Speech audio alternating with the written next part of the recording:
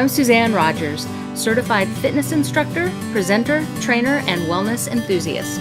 And I'm Greg Ritter, licensed real estate agent and professional chef. We are a recently married couple with a blended family. We invite you to spend a few minutes with us each week as we share our unique perspective on health, home life, and personal growth.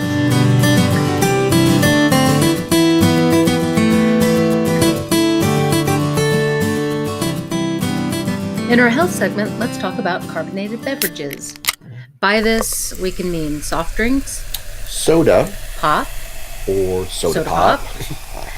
What did you call them growing up? All right. Growing up, I called them Cokes. I called everything a Coke. Yeah, everything was a Coke. Mm-hmm. Yep. If it was an orange soda, we called it a Coke. Right. It wasn't until we moved to Texas that I was first introduced to the word soda. Right. Mm-hmm. Yep. So now I call them sodas. Indeed. But, who doesn't love a cold, sparkling, refreshing, carbonated beverage? Yeah. And I think for me, a big part of why I still enjoy it is that I had that association as a kid. Mm-hmm. These things were a treat and they were really tasty. Well, even though it was considered a treat, it was very prevalent in our household, though. Mm-hmm. There was always Coke in the house. The reason I think it's important to talk about this is, at least I personally have made a lot of bad health decisions around sodas. I mean, I drink a lot of them. Really? Mm-hmm. So even something seemingly as innocuous as a soda could be a poor health choice. I think so. For me, it was all about that sweet taste and always going back to that sweet taste. And I think there's some evidence that shows that perpetually drinking even diet sodas can lead to overweight and just poor diet choices in general. Well, yeah, I was a loyal Coke drinker. Mm-hmm. Were you a Coke or a Pepsi person? Always Coke, never Pepsi. Same. So I was a Coke fan until high school, when I switched over to Tab. Tab, I remember Tab. A great logo and the pink, right? The yep. pink label. Mm-hmm. Tab and granola bars was the staple of my daily diet. Mm-hmm. Yep. I think that it seems like when we were kids, sodas were more prevalent to give to children. I think as a country, we don't give sodas to kids so much anymore. Well, I don't know if that's just our choice or what we've done with our kids, but I would like to think that people are less likely to give soft drinks to kids. I do remember, I smile thinking about my mom giving my brother and probably myself, if he needed to take aspirin, baby aspirin, she would dissolve it in a teaspoon of Coke and get him to take it that way. Oh, I bet that worked, huh? I think Cokes and aspirin are no longer recommended for babies. I hope Probably he's not. Okay. I think he's okay. Our thinking's come around a lot in our lifetime. It has. And, I think if you look at sales, well, first of all, it's an almost $400 billion industry globally, $400 billion. So that doesn't suggest that the perception is changing. No, much. It doesn't. But if you look at the trend from 2008 to today, global sales of carbonated water have increased almost threefold. So tripling in about 11 years. That's pretty amazing. So people are changing their drinking habits. Right. So from sugary or artificial sweetener beverages to just flavored waters. So when we started dating, I still drank Diet Coke, or Coke Zero, whatever it was, pretty much daily. Yes, daily. And many cans a day, many bottles. But when we started doing Whole30, which we covered a couple of weeks ago, even artificial sweeteners are not allowed in that eating plan. So for the first time as long as I can remember, I did not consume any kind of Diet Coke or regular Coke or anything.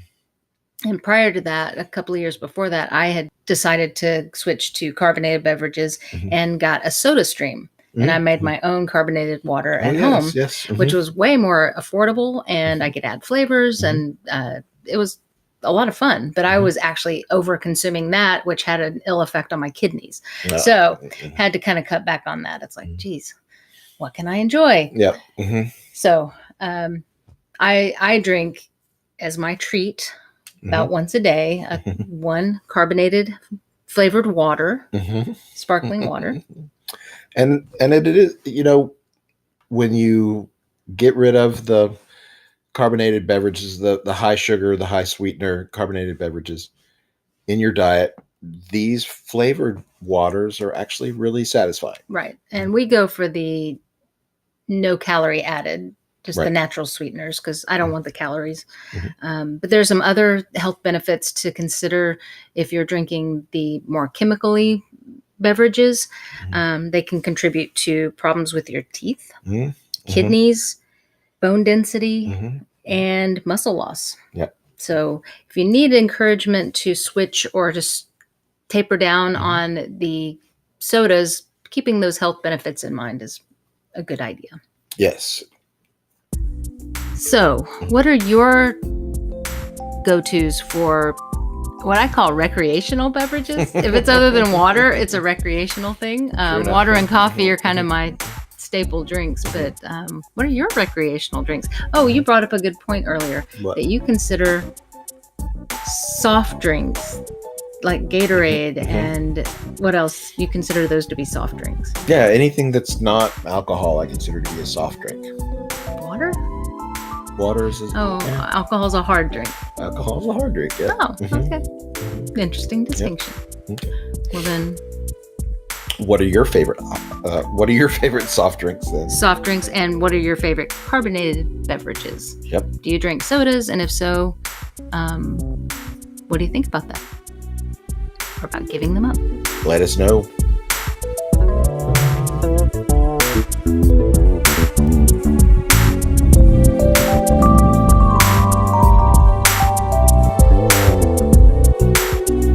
In this week's home segment, let's talk a little bit about one of our new favorite kitchen gadgets, the Instant Pot. I have been very pleased with our purchase, which was last summer. Last summer, yep. We come by the Instant Pot honestly through friends, right? A friend recommended it, and knowing how much we love cooking and Mhm. especially on the healthier side, and Mhm. thought this would be a great benefit, and we have enjoyed it thoroughly. Yep, the Instant Pot, for those of you guys who don't know what it's all about, the Instant Pot is basically just a nice, sort of more automated version of a pressure cooker. Many of you may remember your mother cooking or your parents cooking with a pressure cooker. I Mhm. remember walking into the kitchen and she would say, "Stay away, it could blow up," and the little rocker on the top Yep. rocking and the steam building and just being terrified Yeah. of this Mhm. device. Yeah. The pressure cooker has always created some degree of fear in its user and just anybody who's around it.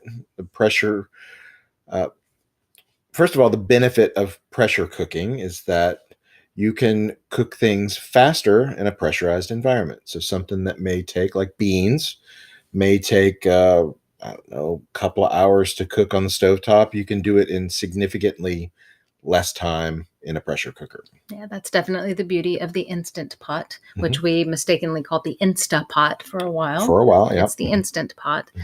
And the time, the cooking time is reduced greatly. It is. Now, there are some things to consider. It does take a little time to get up to pressure, and then it also takes some time to depressurize. So you got to factor that in. I think net, though, it is a much quicker way to cook things that normally would have a long cooking time, like beans, like stew meat. You can do greens in the Instant Pot. Some of my favorites that are normally time consuming are beets and Oh greens. yes, yeah. Beets can be done in a matter of 10 minutes. Yeah, it's quick. Now again, the time to pressurize and depressurize. But we're talking maybe 6 to 10 minutes on both Mhm. sides. Right. So you can definitely prepare the rest of your meal while the Instant Pot is doing its thing. Yes. The beauty of the Instant Pot is that it's got a really well figured out interface. It's easy to use, and it also has a great. Um, it also has the ability to hold things warm for a long period of time. What I found pretty early on is it takes some practice to get used to the cooking times. Mm-hmm. I found that the little cookbook that it comes with is not accurate. It way underestimates cooking time. So It does. it will say, what was the chayote Squash, yeah. squash said maybe 3 minutes to cook. It was absolutely raw. Yep. It was not quite al dente. cooked. So you may have to practice for a little bit. Mhm. One time you cooked spinach. No, the greens, yeah. They were pasty, weren't they? Yeah, they were overdone. That was not good. So caution, just spend some time with it. Mhm.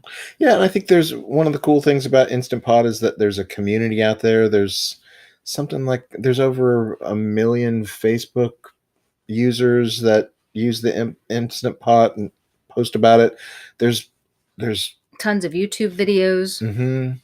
There's blogs, uh, lots and lots of information out And there. most recipes now that I've used recently include variations on preparation, and they're including Instant Pot methods as well. Yeah, so people are way into it. If it's something that you're interested in at all, I can recommend it. Uses outside of our daily use, I think it would be excellent for preparing baby foods. Yep. Because it does get things so nice and soft that they require very little blending afterwards. If you have an aged person with chewing issues or perhaps dentures that need softer foods, that could certainly work. There's recipes for making yogurt in there, although we tried it once and we're not successful. Massive fail. Yep. But, we'd only tried it once, so not saying that it's not possible. I'm sure there's lots of info out there and people who've gotten some good yogurt out of it. So if you've got some success stories or perhaps fun fail stories about your Instant Pot, or if you've got questions about getting one, let us know. Yeah, we'd love to hear from you.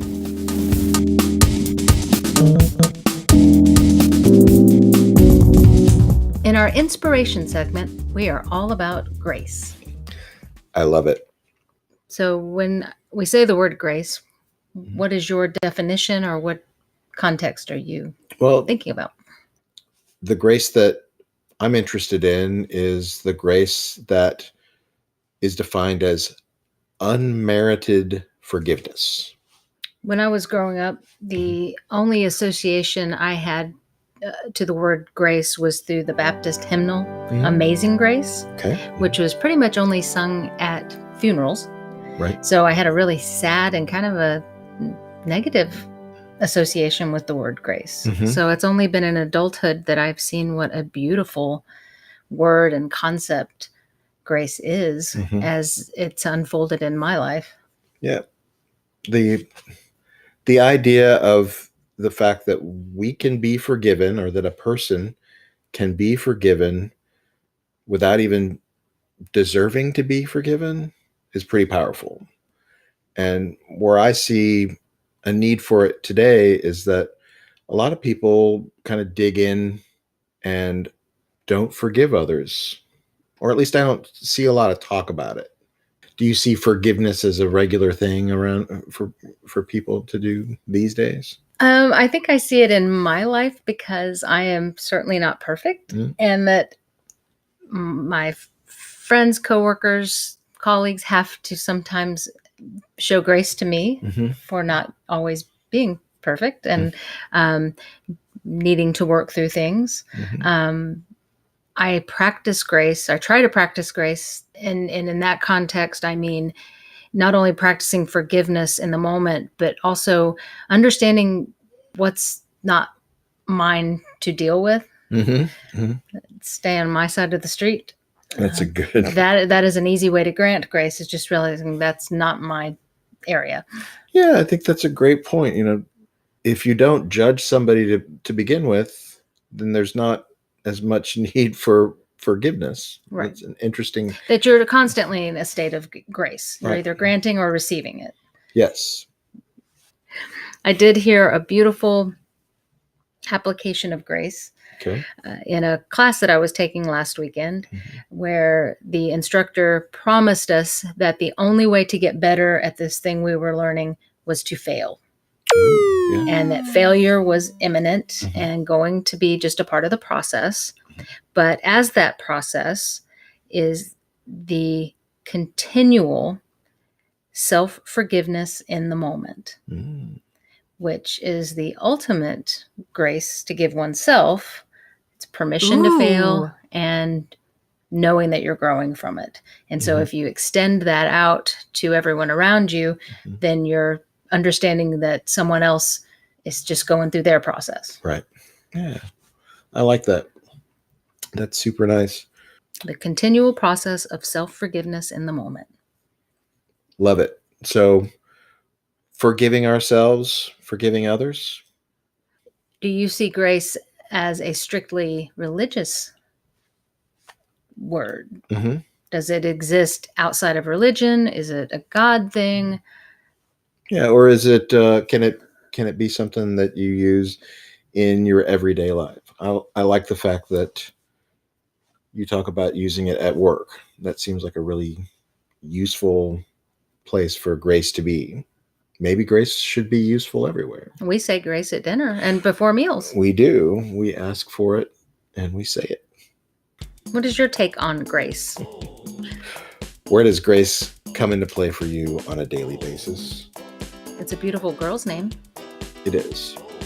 It doesn't have to be a girl's name. It's a beautiful name. It is. And of course, if you would like to make a comment about the show, please call us at 512-522-7097. Your comment may be included in the next show.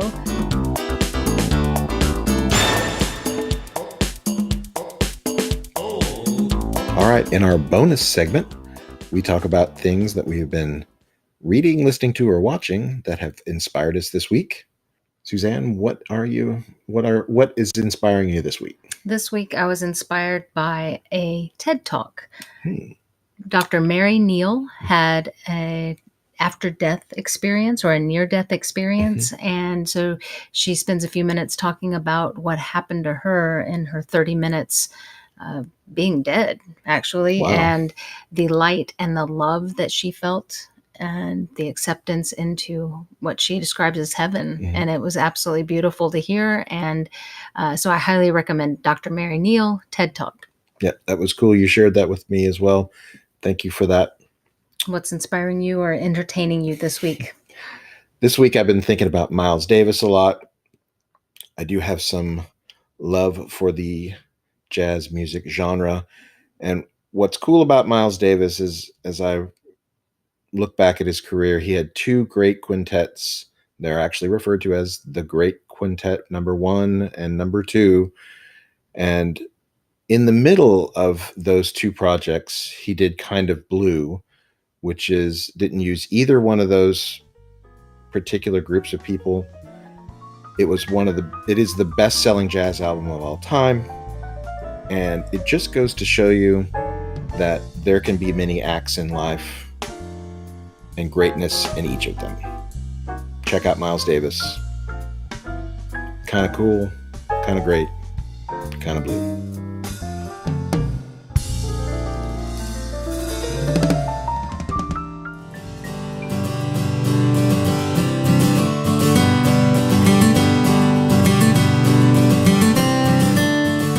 Thank you for listening. I'm Suzanne. And I'm Greg. See you next time on our podcast.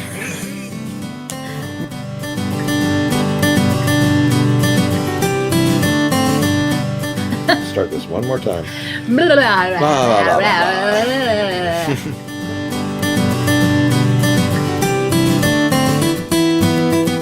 It's debatable. May not even make it into the show.